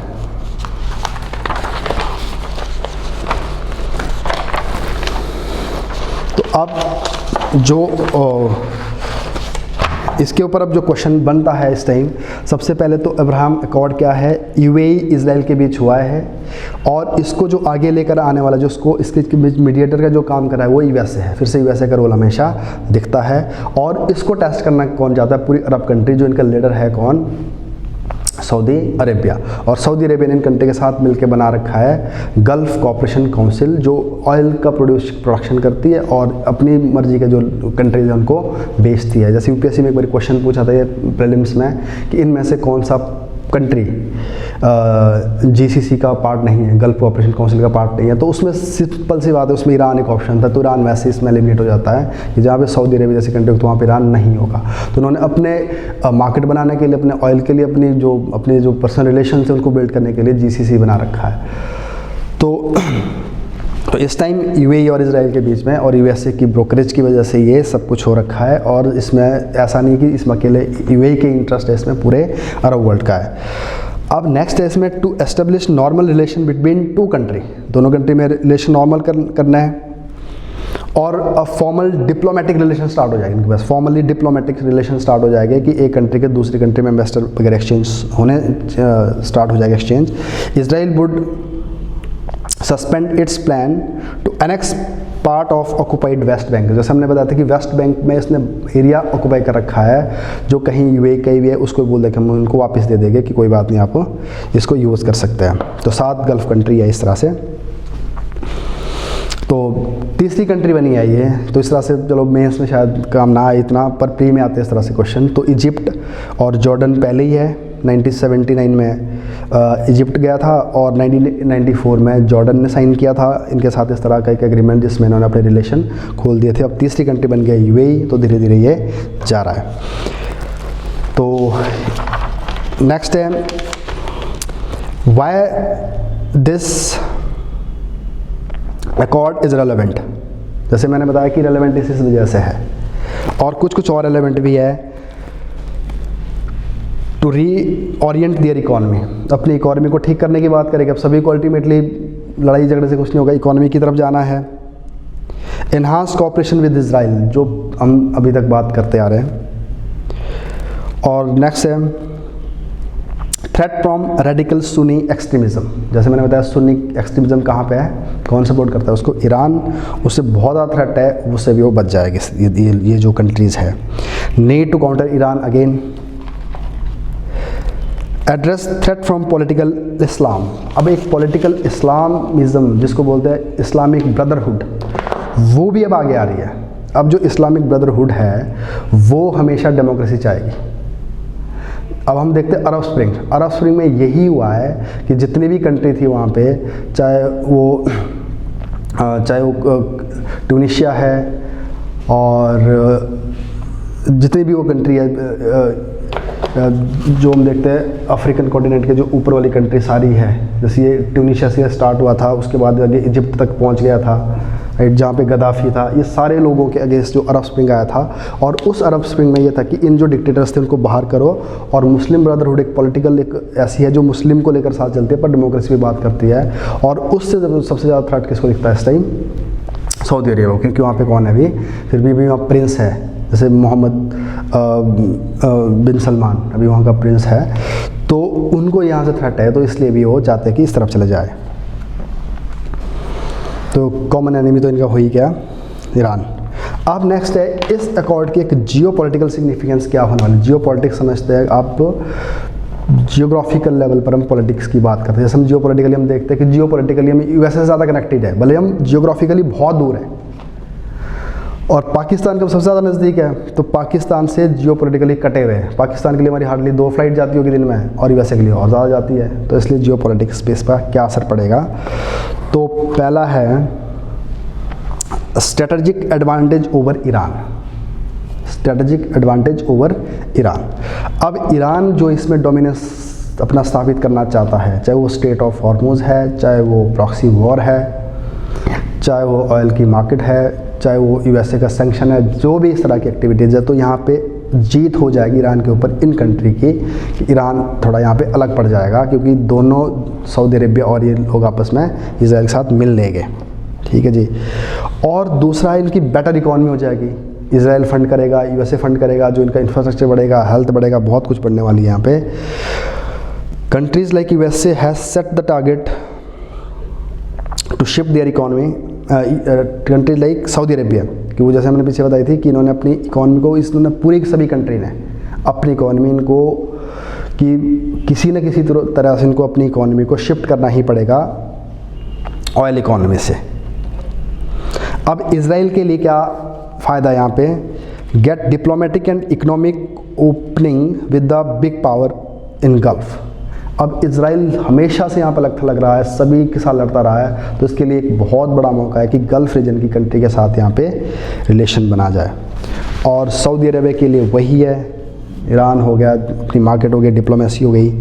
अब यूएसए के लिए भी एक जीत है यहाँ पे, क्योंकि यूएसए में जब इलेक्शन होता है, यूएसए में कुछ भी बात होती है, तो यूएसए हमेशा इस नाम पर वहाँ पे बातचीत चलती रहती है कि हम इजराइल, फिलिस्तीन और इजराइल और अरब का मुद्दा सॉल्व कर देंगे। चाहे ओबामा था, उसने भी अपनी इलेक्शन कैंपेनिंग में भी बात की थी, ट्रंप ने भी बात की थी, भले चलो इस जो अभी वाली इलेक्शन थी इसमें इतनी बात नहीं हुई थी इसके ऊपर, अदरवाइज़ हमेशा इनको वेस्ट एशिया के ऊपर इनकी पॉलिटिक्स चलती है। इनकी डोमेस्टिक जो इलेक्शन है वो भी कहीं ना कहीं से जुड़े हुए हैं। तो इनका हमेशा रहा है कि हमें किसी तरह से यहाँ पे पीस लानी है, 2 नेशन जो थ्योरी है उसको यहाँ पे इम्प्लीमेंट करना है। तो यहाँ पे कहीं ना कहीं यूएसए की भी इनडायरेक्टली एक जीत है। और यूएसए की जीत एक तो इस लेवल पे हो गई, जो इनकी कमिटमेंट रहती है हमेशा इसमें वेस्ट एशिया में या सेंट्रल एशिया में, वेस्ट एशिया में, सेंट्रल एशिया नहीं है ये, वेस्ट एशिया है, यहाँ पे पीस लेकर आनी है। और दूसरी एक इनकी जीत ये जो हो जाएगी, जो आगे हम और करेंगे नेक्स्ट वीडियो में, कि जिसमें आज की डेट हम देखते हैं कि ईरान और यूएसए आपस में एकदम कन्फ्लिक्टिंग रिलेशन में है, एकदम लड़ने वाली स्थिति में है। तो अब यूएसए पूरी कोशिश करेगा ईरान को बाहर करने की और इन कंट्री को साथ लेकर चलने की, राइट। तो इसलिए यूएसए की भी इसमें जीत है। और कहीं ना कहीं इसमें इंटरेस्ट फिलिस्तीन का भी है। फिलिस्तीन को शायद हेल्प मिल जाएगी रिकग्निशन करने में यूएनओ की असेंबली में कि अब एक स्टेट है, जैसे मैंने बताया पहले यूनेस्को तो कर चुका है, शायद अब फ़लस्तीन को भी थोड़ा सा और इसका सफ़र आसान हो जाएगा, क्योंकि अब इसके साथ शायद इजराइल थोड़ा नॉर्मल बर्ताव करेगा, यूएसए भी करेगा और अदर कंट्री भी करेगी। तो इसलिए फ़लस्तीन की भी इसमें एक इंडायरेक्टली जीत ही हो जाएगी, क्योंकि और दूसरी उसकी इकॉनमी बढ़ेगी, जो वहाँ पे बहुत सारा ह्यूमन राइट वायलेशन में ब्लड शेड होती रहती है, तो उससे भी बच जाएंगे। तो ये सारी चीज़ें यहाँ पे ठीक हो जाएगी। और सबसे बड़ी बात है यहाँ पे इंडिया के लिए क्या इम्पोर्टेंट होने वाला है। तो इम्पोर्टेंट सबसे पहले क्या है, USA India always want peace and stability in West Asia. तो वेस्ट एशिया में यहाँ पे हमेशा पीस आनी चाहिए, स्टेबिलिटी आनी चाहिए। अगर पीस एंड स्टेबिलिटी आएगी तो हमारी काफ़ी बड़ी जो इकोनॉमी है इनके ऊपर डिपेंड करते हैं, क्योंकि हमारा एनर्जी का सोर्स यहाँ से है। जो दोनों जो यहाँ सऊदी अरबिया है वो हमारी सेकंड लार्जेस्ट वो है, पार्टनर है इसमें ऑयल में। तो इसलिए भी यहाँ पे इम्पोर्टेंट है कि हमें अगर यहाँ डिस्टर्ब होगा ये एरिया तो हमारी जो ऑयल की जो डिमांड है वो पूरी नहीं हो पाएगी, तो हमें कोई और सब्स्टिट्यूट देखना पड़ेगा जो इतना आसान नहीं है, क्योंकि हम कभी भी नहीं जाएगा डिस्टर्ब। अगर जैसे ही वो डिस्टर्ब हो जाता है ऑयल के प्राइसेस में फ्लक्चुएशन हो जाती है और हमारी इकोनॉमी को खतरा पहुंचता है। और अगली चीज़ है, इंडिया इसलिए भी स्टेबल चाहता है इस रीजन को, क्योंकि इंडिया का जो डायस्पोरा है यहाँ पे बहुत एक्टिव है, बहुत काम करता है, जहाँ से हमें बहुत ज़्यादा रेमिटेंसेस आता है। और तीसरी चीज़ ये कि है कि इंडिया ने हमेशा 2 स्टेट सोल्यूशन को सपोर्ट किया है। इनिशियली तो यूएसए ने इसराइल के अगेंस्ट वोटिंग की थी, भले यूके ने इसराइल के लिए वोटिंग की थी, पर इंडिया ने नहीं की थी। तो इंडिया हमेशा 2 स्टेट सोल्यूशन की बात करता है, इसलिए भी इंडिया के लिए ये होना ज़रूरी है, आसान हो गया। अब एक सबसे इंपॉर्टेंट चीज़ है डिप्लोमेटिक लेवल पर इंडिया के लिए, तो आज की डेट से इंडिया जो ऑर्गेनाइजेशन ऑफ इस्लामिक स्टेट है उनके साथ इंडिया बहुत अच्छे संबंध बना के रखना चाहता है। और अभी ये हुआ था कि इंडिया को उस समिट में बुलाया भी गया था, जो इस्लामिक स्टेट ऑर्गेनाइजेशन की जो मीटिंग थी उसमें बुलाया गया था। तो अब इंडिया हमेशा चाहेगा कि इनकी सपोर्ट मिले मुस्लिम वर्ल्ड की, और वो इसलिए मिले क्योंकि इंडिया को एक तो पाकिस्तान के अगेंस्ट अपना जो एजेंडा तैयार करना होता है, और दूसरा जो यूनाइटेड नेशन सिक्योरिटी काउंसिल है उसकी परमानेंट मेंबरशिप चाहिए, और टेररिज्म के अगेंस्ट लड़ना है। तो इसलिए इंडिया के इनके साथ रिलेशन अच्छे हो जाएंगे। और दूसरा बात यह कि इंडिया को इजराइल हमेशा चाहिए, क्योंकि वहाँ पे हमें टेक्नोलॉजी चाहिए, वहाँ से वेपन चाहिए। तो आज से पहले इस तरह से था कि जब इजराइल और अरब की आपस में लड़ाई थी सऊदी अरेबिया जैसी कंट्री की, तो इंडिया को ना बड़े छुप छुप के मिलने का तरीका होता था कि अगर हम इजराइल से हेल्प ले ले तो ये हमारे से ये जो अरब वर्ल्ड दुखी हो जाएगा, अगर अरब वर्ल्ड से हम रिलेशन बनाते तो इजराइल दुखी हो जाएगा। तो इसलिए इंडिया को बड़ा बैलेंस करके चलना पड़ता था कि आपने देखा होगा पीछे जितने भी बारी हमारा प्राइम मिनिस्टर जाता था तो अगर वो इजराइल जाएगा तो फिलिस्तीन भी जाना पड़ता था। तो इस तरह से बड़ा बैलेंस करना पड़ता था। तो हमेशा एक डर रहता था कि कहीं कुछ गलत उल्टा ना हो जाए। तो अब अगर ये रिलेशन स्मूथ हो जाए तो इंडिया का ये डर खत्म हो जाएगा और इंडिया ईजीली इन दोनों कंट्री के साथ काम करेगा मिलके। के बाद पहली बार ऐसा हुआ कि उन्होंने इतनी ज़्यादा इन्वेस्टमेंट करनी स्टार्ट कर दी कि हमारा रिलेशन बढ़िया हो गया। और इवन ओबामा ने खुद इनके साथ एक न्यूक्लियर डील साइन कर दी ईरान के साथ। और अब ईरान भी इतना खुश हो गया कि उन्होंने वहाँ से इन्वेस्टमेंट अलाउ की, अपनी इन्वेस्टमेंट वहाँ डाल दी। तो इस तरह से एक बड़ा स्मूथ रिलेशन बन गया और ट्रेड बढ़ गया, इकॉनमी बढ़ गई, सबका एक विन विन सिचुएशन हो गई सभी कंट्रीज़ के लिए। तो एक बहुत बड़ी बात थी यहाँ पे। अब आगे जाके क्या हुआ कि जैसे यहाँ पे ट्रम्प आया और ट्रम्प ने क्या कर दिया, ये बता दिया कि जो ईरान है वो कंप्लायंस नहीं कर रहा है, जो ये न्यूक्लियर डील हुई थी, जो ये JCPO या P5+1 जो एग्रीमेंट हुए थे इसके साथ कंप्लायंस नहीं कर रहा है और इसलिए हम ये डील तोड़ रहे हैं। तो 2018 में यूएसए ने ये डील तोड़ दी और जिसकी वजह से इसको अपोज भी किया गया, खासकर यूरोपियन कंट्री ने, कि आप ये डील अगर तोड़ रहे हो तो हमारे में बहुत ज़्यादा स्टेक लगे हुए, हमने इन्वेस्टमेंट कर दिया, हमारा ट्रेड बढ़ गया, बहुत सही होने लग गया है। तो इस तरह से जो यूएसए की पॉलिसी थी वो इस पूरी पीस डील के लिए एक सही नहीं थी। तो 2018 में ये डील टूट गई। अब 2019 तक बात यहाँ तक पहुँच गई कि सैंक्शन लगने स्टार्ट हो गए, फिर सैंक्शन लग गया और वो सैंक्शन इतना स्ट्रॉन्ग है जिसमें कार्ड्स यूज किया गया, जिसको हम पहले डिस्कस कर चुके हैं। तो यहाँ पे इंडिया के लिए प्रॉब्लम होगी कार्ड्स लगने की वजह से। तो ये सैंक्शन से और यहाँ पे गति खराब हो गई और फिर फाइनली ये होने लग गया था कि क्या पता आने वाले टाइम में ईरान के ऊपर ही वैसे अटैक कर दे, क्योंकि वॉर लाइक सिचुएशन हो गई थी यहाँ पे कि दोनों कंट्री के जो ड्रोन्स थे वो अटैक करने लगे थे एक दूसरे के ऊपर, और यूएसए के जो ड्रोन था वो ईरान में मारा गया, गिराया गया, और बाद में इराक के जो यूएसए का जो ड्रोन था उसने, जैसे हमने ऊपर बताया कि जो यहाँ की जो क्वाड, जो इनकी एक इस्लामिक रेवोल्यूशनरी जो गार्ड्स है, उनका जो कमांडर था, जो वेन कमांडर था, उसको ही मार दिया। तो इस तरह से एक ऐसी सिचुएशन आ गई कि दुनिया फिर से खड़ी हो गई एक द वर्ज ऑफ वॉर। तो क्वेश्चन यहाँ पे बन सकता है कि यूएसए और इनकी आपस में लड़ाई क्या है। तो पहली पॉइंट्स यही है सारी, इसकी वजह से आ गई। अब नेक्स्ट है कि इस पूरी लड़ाई की ग्लोबल इम्प्लीकेशन क्या है, दुनिया पर क्या असर पड़ेगा। सबसे पहले तो यह है, दोबारा देखने में हमें चीज़ मिलेगी प्रॉक्सी वॉर। प्रॉक्सी वॉर कहीं पे ईरान कुछ करेगा, सऊदी अरेबिया करेगा, यूएसए करेगा, तो प्रॉक्सी वॉर जो उन्होंने पहले की थी। और सबसे बड़ी इम्प्लीकेशन है जो स्टेट ऑफ हॉर्मुज़ है उसके ऊपर फिर से कन्फ्लिक्ट हो जाएगा, और वो ईरान उसको कंट्रोल करने की कोशिश करेगा, जिससे दुनिया का जो ऑयल का जो ट्रेड है तो वो फिर से हैम्पर हो जाएगा, और दुनिया की जो इकॉनमी है वो डाउन हो जाएगी, क्योंकि काफ़ी हद तक इकॉनमी इस पर डिपेंड करती है, इकॉनमी के ऊपर, खासकर इस रूट के ऊपर। और एक इम्प्लीकेशन वही है कि जो सेंट्रल, जो हमारा वेस्ट एशिया है, इस पे जो हमने अभी तक पिछले करते आया है कि उसमें जो चेंज आएंगे, तो आप उसमें से कुछ पॉइंट यहाँ पे ऐड कर सकते हैं। अब नेक्स्ट है implication of India. Implication on India, India पे क्या पड़ेगा। सबसे पहले तो क्या है कि जो इसके ऑयल के प्राइसेस है वो बड़े जल्दी फ्लक्चुएट करना स्टार्ट कर जाएंगे। फ्लक्चुएट स्टार्ट करेंगे तो हमारी इकोनॉमी पर असर पड़ेगा, मैन्युफैक्चरिंग का असर पड़ेगा, बहुत सारी चीज़ों पर पड़ेगा। और अब अगर यहाँ पे पीस नहीं रहेगी इस रीजन में, तो हमें कोई अल्टरनेटिव देखना पड़ेगा। तो शायद इससे बड़ा अल्टरनेटिव हमारे पास कुछ हो भी नहीं सकता। अगर हम सेंट्रल एशिया की तरफ जाते हैं, वहाँ से गैस वगैरह के लेकर आता है, तो हमें महंगी पड़ती है, हमें वहाँ से पाइप वगैरह बिछानी पड़ेगी, और एशियन कंट्री के साथ हमें देखना पड़ेगा, पर वहाँ पर ज़्यादा सोर्स नहीं है। तो अब हमारे लिए क्या है कि एक नया ही हमें एक आयाम ढूंढना पड़ेगा, राइट। और उसके बाद है इंडिया का डायस्पोरा, इंडिया का रेमिटांसेस, ये सारा हिट हो जाएगा, और ट्रेड हो जाएगा स्टेट ऑफ हॉर्मुज़ से। और सबसे बड़ा चैलेंज आएगा इसमें क्या, इंडिया कार्सा के अंदर आ जाएगा, जो अभी कार्सा की बात हो भी रखी है। अब कार्सा के ऊपर आएगा तो इंडिया को नेचुरली क्या करना पड़ेगा, वहाँ से अपना ट्रेड ऑयल का कम करना पड़ेगा, और पहले तो मैं अलाउ बार्टर सिस्टम जो थे वो भी नहीं रहेगा, राइट। और जो उससे भी जो बड़ी चीज़ है वो है चाबहार पोर्ट। अब जो चाबहार पोर्ट है, तो अगर हम ईरान के साथ हम इस सेंक्शन को लगाते हैं, ईरान के ऊपर यूएसए के साथ मिलके कार्सा को यूज़ करता है, तो ईरान कहीं ना कहीं जो एक्सेस मिल रही है हमें चाबहार पोर्ट को बनाने में, उससे हम पहुँचेंगे अफगानिस्तान, और जो कि हमें पाकिस्तान का रूट चाहिए होता है पहले अफगानिस्तान जाने के लिए, जो हमेशा सिक्योर नहीं है। तो हम पाकिस्तान को बाईपास करके चाबहार पोर्ट होते हुए कहाँ जाना चाहते हैं हम, अफगानिस्तान, और वो चैलेंज में बढ़ जाएगा। तो हमारे, और दूसरा ईरान से हमारे वैसे भी बड़े अच्छे रिलेशन है, पहले नाम के मेंबर भी रहे दोनों कंट्री, तो वो भी खराब हो जाएगा। और दूसरा है एक रेल लाइन है जिसका नाम है चाबहार पोर्ट से कहाँ तक जानी है,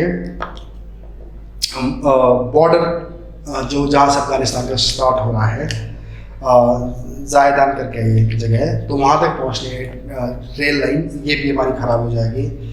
और इसी तरह से एक ज़ेरान जो दिलराम हाईवे है अफ़गानिस्तान में, वो भी ख़राब हो जाएगा। तो रेलवे लाइन और हमारा हाईवे और चाबहार पोर्ट, ये सारे खतरे बढ़ जाएंगे। और अब इस वजह से क्या होगा कि अगर हमारा इन प्रोजेक्ट में हमारी डिले होने लग जाएगी, ना हम टाइम से चाबहार पोर्ट को काम कर पाएंगे, ना हम हाईवे पे कर पाएंगे, चाहे रेलवे पे कर पाएंगे। तो डिले किस वजह से हो रहा है, इस कन्फ्लिक्ट की वजह से, इस कार्सा की वजह से, इस सेंक्शन की वजह से। तो हमारे जो चले हुए जो प्रोजेक्ट है वो कम होने स्टार्ट हो जाएंगे। और दूसरी बात है कि ऑयल तो हम पहले कम करना लेकर आना स्टार्ट कर दिया वहाँ से हमने। अब अगर ये सब कुछ चलेगा तो नेचुरली क्या होगा, जो ईरान है वो किसी और पार्टनर को या और ट्रेडिंग पार्टनर को ढूंढना स्टार्ट कर देगा। और अगर उसको इन्वेस्टमेंट भी करवानी है अपनी कंट्री में, तो उसके लिए भी और को देखना स्टार्ट करेगा, क्योंकि अब हमारा जो रिलेशन है वो थोड़ा कम ख़राब हो जाएगा और हम डिले करने लग जाएंगे अपने प्रोजेक्ट्स में, तो वो दूसरी तरफ जाएगा। तो ऑब्वियसली दूसरी तरफ कौन खड़ा है हमेशा, चाइना एंड पाकिस्तान। तो अब इसका नतीजा ये निकला, तो comprehensive strategic partnership agreement China और ईरान के बीच में हो चुका है, और उसमें $400 बिलियन की उन्होंने उनको एड देने स्टार्ट कर दी है। और इवन जो चबहार पोर्ट के साथ लगने वाले एक और पोर्ट है जो सिर्फ वहाँ से 300 किलोमीटर की दूरी पर है, और वो पोर्ट भी किसको जाने वाला है, चाइना को। तो हमारी जो स्ट्रेटजी हमने बना रखी थी, एक अपनी प्रेजेंस बना रखी थी वहाँ पे, अगर हमारे पास चबहार पोर्ट आएगा तो हम वहाँ से बहुत सारी चीज़ें कंट्रोल कर सकते हैं। एक तो ग्वादर पोर्ट, जो ग्वादर पोर्ट है पाकिस्तान में, जो चाइना बना रहा है, उसके लिए हमारे पास एक काउंटर हो जाएगा। चाइना पाकिस्तान जो इकोनॉमिक कॉरिडोर है उसके लिए काउंटर हो जाएगा। उधर से बेल्ट रोड इनिशिएटिव है, स्प्रिंग ऑफ पर्ल है, इन सबको तोड़ने के लिए हमारे पास एक मास्टर की थी वो चबहार पोर्ट है। तो अगर चबहार पोर्ट में चैलेंज आने लग जाएगा और चबहार पोर्ट के साथ कोई और पोर्ट डेवलप हो जाएगा, तो इंडिया का जो इंटरेस्ट था, इतना एम्बिशियस प्रोग्राम, इतने सालों से इसके लिए काम कर रहे हैं, तो वो थोड़ा चैलेंज आ जाएगा। और एक्सेस जो इंडिया के अफगानिस्तान की तरफ थी वो भी कम हो जाएगी। फिर सब मेरे पास पाकिस्तान से रुपया ऐसे अच्छा नहीं है, ईरान से नहीं अच्छा होगा। अगर हम अफगानिस्तान में नहीं जाएंगे तो सेंट्रल एशिया हमारे लिए थोड़ा दूर हो जाएगा, क्योंकि हमारा अल्टीमेट गोल कहाँ है, सेंट्रल एशिया में पहुँचना, क्योंकि वहाँ से हमें ऑयल, नेचुरल गैस है ना, और जो शंघाई कोऑपरेशन ऑर्गेनाइजेशन उनके मेंबर्स के साथ जो हमारी बातचीत होती है, हमारे साथ कोऑर्डिनेशन है, वो भी थोड़ा खराब हो जाएगा। और एक चीज़ और है, international north south transport corridor. International north south transport corridor जो रशिया से नीचे उतरना है और ईरान होते हुए इंडिया की तरफ आना है, और वो भी खतरे में पड़ जाएगा, तो वो भी हमारे लिए सही नहीं होगा। और अब इस सब चीज़ को देखते हुए लड़ाई थी इंडिया और यूएसए की, जो हमने पहले देखी, उसका असर पड़ रहा है इंडिया के ऊपर। लड़ाई ईरान और यूएसए की थी, असर पड़ रहा है इंडिया के ऊपर। और ये जो हमने डिस्कस किया क्या असर पड़ेगा, क्वेश्चन ऐसा ही आना। और अब अगला देखेंगे हम कि राइजिंग इन्फ्लुएंस ऑफ चाइना। इसका जो सबसे बड़ा, जो हमें बिल्कुल भी एक्सेप्टेबल नहीं होगा, वो होगा इस रीजन में चाइना का एक एक्टिव मेंबर बनना, एक्टिव पावर बनना। तो अब सबसे पहले चाइना का क्या बेनिफिट होगा, बेल्ट रोड इनिशिएटिव स्मूथली चलेगा, चाइना पाकिस्तान कॉरिडोर सही हो जाएगा, ग्वादर पोर्ट सही हो जाएगा, स्प्रिंग ऑफ पर्ल पॉलिसी को और ज़्यादा शक्ति मिलेगी, और ईरान चाइना रिलेशन के जो 25 ईयर्स के लिए मैंने बताया था $400 बिलियन की जो स्ट्रेटेजिक पार्टनरशिप है वो हो चुकी है, जिससे ट्रांसपोर्ट, मैन्युफैक्चरिंग, हाइड्रो जो कार्बन इंडस्ट्रीज है वो प्रमोट करेगा।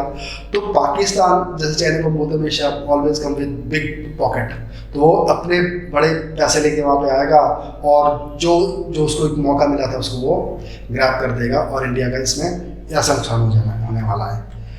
और नेक्स्ट है pressure of Chinese submarine in Indian ocean. तो जो सबमरीन है उसकी और एंट्री बढ़ जाएगी इंडियन ओशन में, क्योंकि इंडियन ओशन ईरान के साथ लगते हुए तो गल्फ तक वो पहुंच जाएगा, तो इंडिया के लिए नहीं सही रहेगा। और पाकिस्तान भी इसमें एक्टिव हो जाएगा, अपने पाकिस्तान को भी इन्वेस्टमेंट करेगा, वहाँ पे बहुत सारी चीज़ें करेगा जो इंडिया के लिए फिर से सही नहीं होगी। और अभी रिसेंटली एक जॉइंट एक्सरसाइज हो चुकी है जिसमें चाइना, ईरान और रशिया ने पार्टिसिपेट किया था, तो ये भी एक स्ट्रेटेजिक लेवल पर इंडिया के लिए नहीं सही होगा। तो अब यहाँ पे मैं सिर्फ समराइज करूँगा। तो अब India Saudi Arabia relation, positive क्या है, नेगेटिव क्या है, और क्या चल रहा है, व्हाट इज गोइंग ऑन, और क्या चल रहा है, क्या होना चाहिए, राइट। इंडिया इजराइल भी आ सकता है, और जो मतलब एक्सपेक्टेड है ज़्यादातर वो है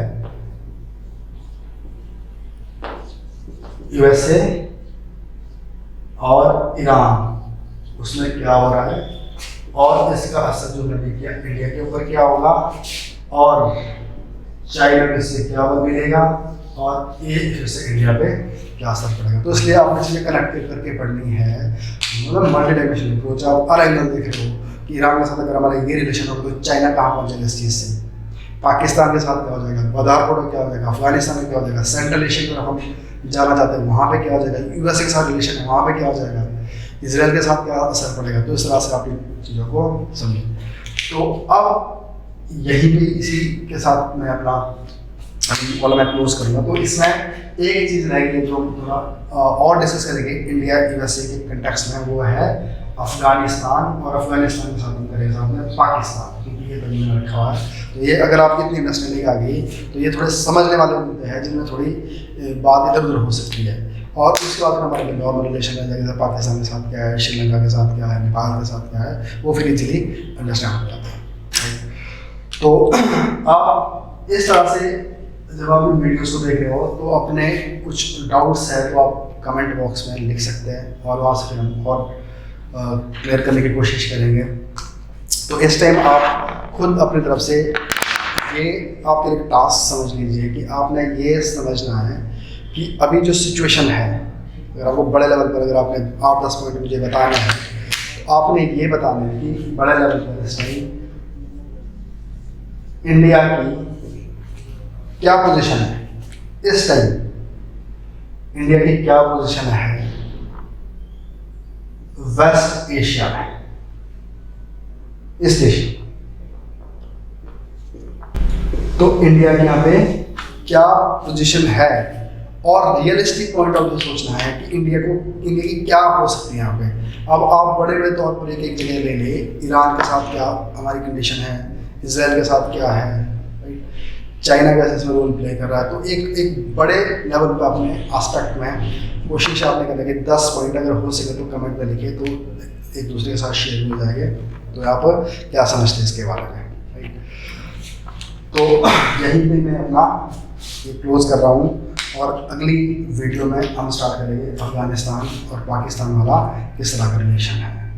और हाँ, एक बात फिर से मैं बता रहा हूँ, अगर आपको इस पूरे डिस्कशन के ऊपर आपके दिमाग में कुछ ऐसा लगता है कि आपको पिछला क्वेश्चन है चेस का, या आपको कुछ क्वेश्चन बनता है, उसको आप लिखिए कमेंट में, तो उस क्वेश्चन के मैं आंसर करूँगा यहाँ पे कि इसको किस तरह से एड्रेस करना है, किस तरह से टैकल करना है इस आंसर को। चाहे कोई आपका खुद का आंसर हो, क्वेश्चन हो, और चाहे आपके पास कोई प्रीवियस जो क्वेश्चन पूछेंगे कमीशन के वो हो सकता है। तो उससे क्या हो जाएगा कि हमारे जो ये डिस्कशन है ये रिवीजन भी हो जाएगी और इससे और ज़्यादा क्लियरिटी आ जाएगी आपके लिए कि कैसे इस इंफॉर्मेशन को आपने अप्लाई करना है आंसर में है। तो यहीं पे मैं बैठ रहा हूँ। धन्यवाद, थैंक यू।